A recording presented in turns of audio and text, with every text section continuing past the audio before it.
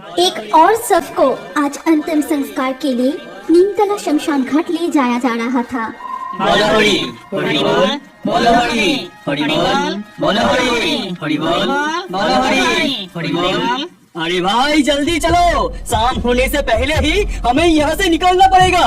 पता है ना क्या होगा, यहाँ से एक भी इंसान जिंदा नहीं लौटेगा। जल्दी चलो सब। फिर वो सभी जल्दी ही शमशान की ओर चले गए। फिर वहाँ पहुँच के चिता में आग लगाते हैं। तब लगभग शाम हो चुकी थी।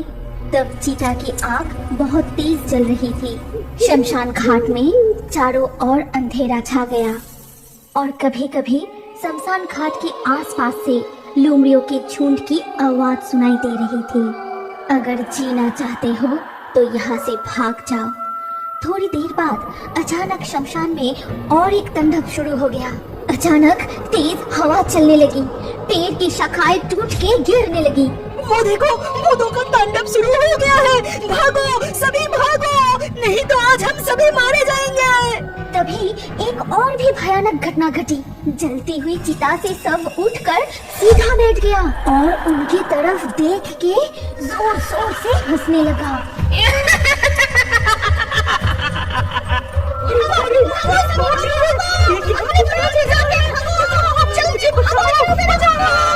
फिर वो सभी अभी जली हुई लाश को वहाँ छोड़कर भाग गए। नीमतला के इस शमशान घाट में ऐसी ऐसी भूतिया घटना घटती है कि लोग दिन में भी वहाँ आने से डरते हैं। कोई वहाँ अकेले आने की हिम्मत नहीं करता और अगर गलती से भी कोई शाम के बाद वहाँ आ भी जाए तो वो जिंदा नहीं बचते। उसका मौत बहुत ही भयंकर और दर्दनाक होता था, क्योंकि उस शमशान घाट में रहते थे एक चुड़ैल और एक डायन, जिसकी मृत्यु एक दुर्घटना से हुई थी। मुझे ये आधा सड़ा हुआ मांस नहीं खाना। कब से मैंने कच्चा मांस नहीं खाया। कितने दिन हो गए, ताजे खून की खुशबू भी नहीं मिली। अब तो कोई इस शमशान में अकेला आता ही नहीं। कोई तांत्रिक भी यज्ञ करने के लिए यहाँ नहीं आते कि उसको ही मार के अपना प्यास बुझाओ। कल ही कौशिकी अमावस्या है और इसीलिए हमारा ताकत दुगना हो जाएगा। कल हम यहाँ से ही कोई न कोई शिकार जरूर ढूंढ लेंगे।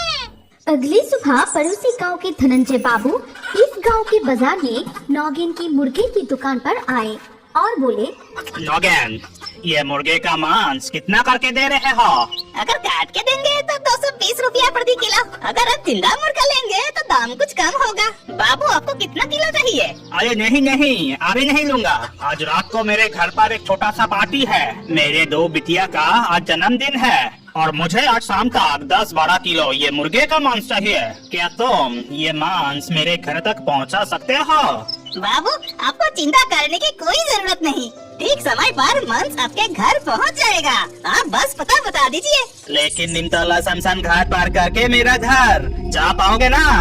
नौगेन मन ही मन कुछ सोचने के बाद वो धनंजय बाबू से कहा, मैं भूतों से नहीं डरता। आप बिल्कुल निश्चिंत रहिए बाबू। शाम होने से पहले मैं मांस लेके पहुंच जाऊंगा। शाम होने से ठीक पहले नौगेन अपनी साइकिल पर 6-7 मुर्गियां बांधकर धनंजय बाबू के घर जाने के लिए तैयारी कर रहा था। नहीं, शाम होने से पहले ये सारे मुर्गियां डिलीवरी करना पड़ेगा, नहीं तो लौटने में रात हो जाएगा। सुना है वहाँ पर भूत रहता है। उसके ऊपर आज कौशिकी अमावस्या है। आज भूतों का ताकत दुगनी हो जाती है। जल्दी जाना पड़ेगा। फिर वो साइकिल लेकर राम का नाम जपते हुए निकल पड़ता है। भूत से मैं डरता नहीं। राम जी है सीने में। वो जीवन तो बेकार है डर डर से जीने में। नहीं नहीं, उस शमशान घाट की चुड़ैल मेरा कुछ नहीं बिगड़ सकता। मेरा इस हाथ में ताबीज है। मुझे डरने की कोई जरूरत नहीं। जल्दी जाता हूँ मैं। हाँ हाँ हाँ, इंसान की सुगंध मैंने ठीक ही पहचाना। इंसान की खुशबू। मुर्गी की आवाज भी सुनाई दे रही है। जरूर कोई आ रहा है। आने दे उसको, फिर उसे मार के खून पीऊंगी। फिर नौगेन शमशान घाट के पास पहुँच के जैसे ही वो सेवड़ा पेड़ के नीचे आए, तभी डायन और चुड़ैल उनके सामने कूदते हैं। अचानक ऐसी डरावनी चेहरा देख के नौगिन साइकिल की ब्रेक लगा के वहीं रुक गए। मुझे छोड़ दो, मुझे मत मारो। मैं पास वाली गांव में ये मुर्गियां डिलीवरी करने जा रहा हूँ। मेरा कोई दोस्त नहीं। तुम चाहो तो यहाँ से एक मुर्गी ले सकते हो। मुझे छोड़ दो, मुझे मत मारो। एक मुर्गा लेंगे। ये कहने के बाद ही चुड़ैल ने अपनी लंबी हाथ बढ़ाया और नौगिन की गर्दन मरोड़ दी। नौगिन वही मर जाता है। फिर डायन और चुड़ैल मिलके उन मुर्गियों को मार के उनके मांस कच्चा चबा चबा के खा जाते हैं। और इस तरह सारे मुर्गे खाने के बाद चुड़ैल ने बोली, इस इंसान को अभी नहीं खाएंगे। चलो इसका रूप लेके हम गांव के उस घर में जाते हैं। वहाँ और भी मांस मिलेगा। लेकिन हमने तो सारे मुर्गी खा ली। अब हम क्या लेकर जाएंगे? ये देखो मेरा कमाल। ये कह के चुड़ैल ने नौगिन को एक बड़ा सा मुर्गा बना देता है। फिर उसको साइकिल में बांध के चुड़ैल और डायन अपना रूप बदलकर धनंजय बाबू के घर की ओर जाते हैं। वहाँ पहुँचने पर धनंजय बाबू उनसे कहते हैं, ए नौगन, इतना देर क्यों लगाया? और ये क्या, सिर्फ एक मुर्गे लाए हो? इतने में सबका कैसे होगा? आप चिंता मत कीजिए, इस मुर्गी से ये सबका खाना हो जाएगा।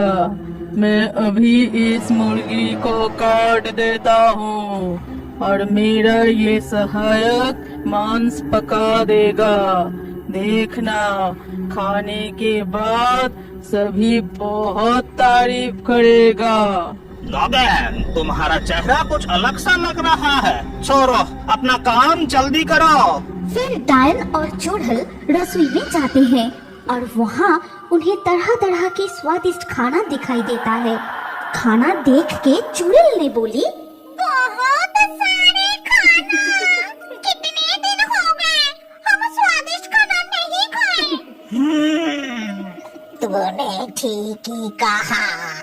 पहले इस मरे हुए आदमी का मांस उन सब को खिलाऊंगा, फिर उन सब का मांस हम खाएंगे। फिर उन्होंने उस मुर्गे की मांस पका के सभी लोगों को खिलाया और उस मांस को खाने के बाद सभी बहुत बीमार पड़ गए। कोई उल्टियाँ करने लगे तो कोई बेहोश हो जाता है, तो किसी के पेट में बहुत दर्द होने लगा। दरअसल उन्होंने मुर्गे का मांस समझकर मरे हुए इंसान का मांस खा लिया था। ये देखकर धनंजय बाबू गुस्से में रसोई की ओर जाते हैं और वहाँ पहुँच के उन्होंने जो देखा उससे उसकी पूरा शरीर ठंड पड़ गई। ये क्या, रसोई में नौगिन और उसका सहायक नहीं है एक चुड़ैल और एक डायन जो गरम कढ़ाई से मांस उठा के खा रहा है और एक तो कच्चा मांस से खा रहा था। ये देख धनंजय बाबू बहुत डर के वहाँ से भाग जाते हैं और बाहर आके सभी को पूरी घटना बताई।